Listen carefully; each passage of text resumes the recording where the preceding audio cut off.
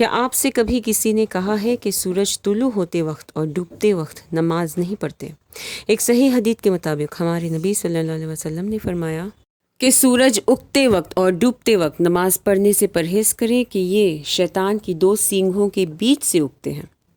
ابلیس سمجھتا ہے کہ اس نے سورج کو اپنے سینگوں پہ اٹھایا ہوا ہے، اور اس وقت نمازوں میں سجدے کرنے پر شیطان کو ایسا لگتا ہے کہ لوگ اس کے آگے سجدہ کر رہے ہیں، اور اس وقت وہ بہت خوش ہوتا ہے۔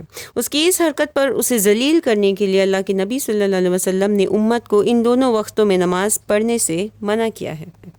یعنی اس حدیث کے تھرو اگر ہم شیطان کا کچھ ایسا تصور کریں تو غلط نہیں ہوگا۔ اب یہ دیکھیں، اسے دی آئیکونک ڈیول ہارن جیسچر کہتے ہیں، جسے راک سنگر رونی جیمز ڈیو نے اپنے کنسرٹ میں سب سے پہلے استعمال کیا تھا۔ یہ کچھ ریئل لائف پکس ہیں جس میں یہی دو فنگرز کے سائن اپنے ہاتھوں سے بنائے ہوئے ہیں وہ لوگ جنہوں نے پوزیس کیا ہے۔ The famous Spider-Man gesture جو بچوں کا فیوریٹ آئیکن ہے۔ کیا ضرورت ہے اسپائڈر مین کو ایسے سائنس بنانے کے؟ اصل میں یہ زیادہ تر اوور نائٹ سٹارز بنے جنہوں نے شیطان سے مدد لی ہوتی ہے کامیاب ہونے کے لیے، شہرت پانے کے لیے، پیسے کمانے کے لیے اور اپنی مرضی سے دنیا پر راج کرنے کے لیے۔ یہ ایک ایسی جماعت ہے جس نے اپنی روح کو شیطان کو بیچ دی ہوتی ہے، جو اپنے رب کو چھوڑ کر شیطان کو پکارتے ہیں، اور ابلیس بڑے فخر سے ان جاہلوں سے اپنی گینگ بناتا ہے۔ لیکن ابلیس ایسا کرتا کیوں ہے؟ ابلیس جس کا اصل نام عزازیل تھا، جنوں میں سے ہی تھا۔ بہت زمانے پہلے، انسانوں کی بسر سے بھی پہلے، دنیا میں جنوں کا بسیرا ہوا کرتا تھا۔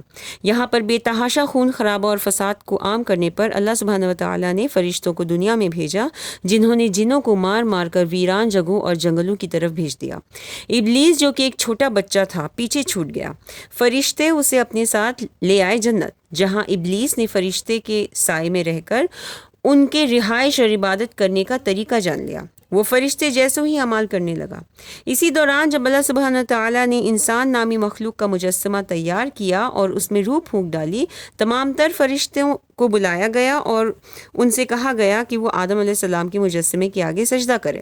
سب نے کیا سوائے ابلیس کے، کیونکہ ابلیس کو اللہ نے آگ سے بنایا تھا، لہٰذا اس نے مٹی سے بنے آدم کے سامنے سجدہ کرنے کو اپنی شان کے خلاف سمجھا۔ اس کی اس نافرمانی پر اللہ نے اسے جنت سے دفع ہو جانے کے لیے کہا۔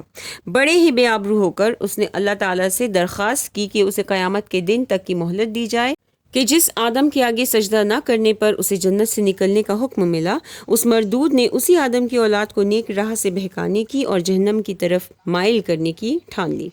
ابلیس نے آدم کے آگے سجدہ نہ کر کے اپنی بڑائی تو ہاں کی، لیکن اس دوران وہ یہ بھول گیا کہ وہ ایکچولی اللہ تعالیٰ کی نافرمانی کر رہا ہے۔ اس نے اپنے تکبر، انا پرستی اور حسد اور جلن کا مظاہرہ کیا، اور انفارچونیٹلی یہ سارے کیریکٹرسٹکس آج انسانوں میں ہی پائے جاتے ہیں۔ اللہ تعالیٰ ہمیں ہر قسم کی شیطانی وسوسوں سے اور بری عادتوں سے اپنی پناہ میں رکھے، آمین۔ شیطان کی حقیقت کی سیریز کا یہ دوسرا ایپیسوڈ تھا۔ آنے والے دنوں میں انشاءاللہ ہم کچھ اور انٹرسٹنگ فیکٹس جانیں گے۔ Stay tuned.